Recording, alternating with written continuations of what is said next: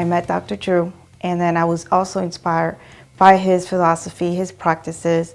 So he brought in all these bags of goodies, and to us at that time, we did not know what they were. I mean, we saw it as trash, really, but we were curious. And so it wasn't until he started taking out the toys, the materials. He started taking out the materials. I guess the way that he invited us to play it, they were all placed in different areas, and he challenged us to play with it. And so at the beginning, we're like, how do you play with just recyclable material? That was all new. That was all a new concept for us.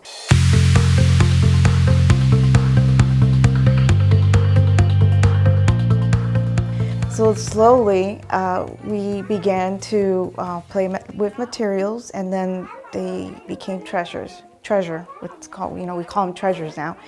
He has a recycling center where we're able to go and get many of his things, and we bring him back to the school. And so the magical thing about these treasures is that they're open-ended, as you know now, and so there's just hundreds of possibilities. And so when we bring them into the classrooms, we give them to the teachers, and then now they're excited to play with them, to see not just what they will discover, but also what the children will discover, because sometimes there's equal joy in a child discovering something that you haven't discovered for yourself. These open-ended materials help them to create, to explore, and you can observe that how the way that they progress in the skills.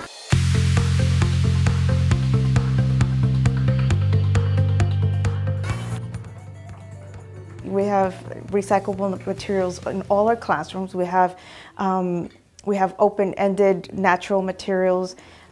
Anything that just expands the children's ability to be able to create, to be able to manipulate, to be able to have a relationship, for them to connect, deeper understanding, because they are trying to figure out the world.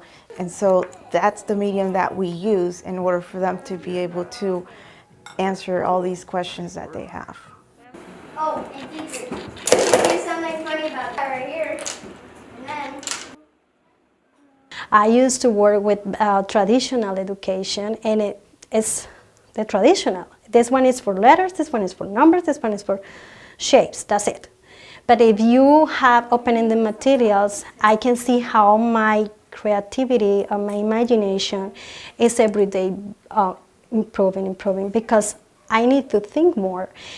Through these materials, you have to think. That's the thing. You're not telling the children what to do. They have to think. They have to problem solve. They are going to encounter problems as they encounter these materials that they have no clue what they're about, or they want to build something and they have to figure out how to do it.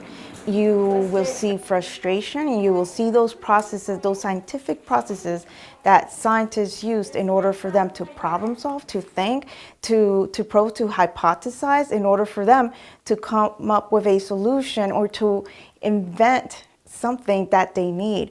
They're learning so many different things in each project that they do. Every day they've learned something new, and they've somehow integrated math and science in all of their activities.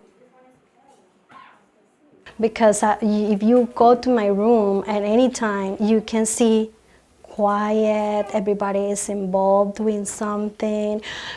The materials offer that opportunity to manage their emotions.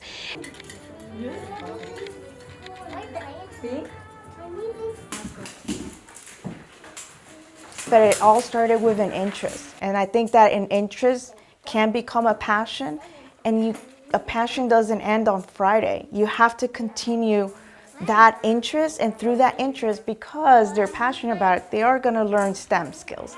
They are going to learn life skills. She started here about 2 years ago, so she was a little over 3 years old, and she can't wait to get to school. She just loves it here. Yeah, all weekend, this past weekend, she was doing addition and teaching me addition.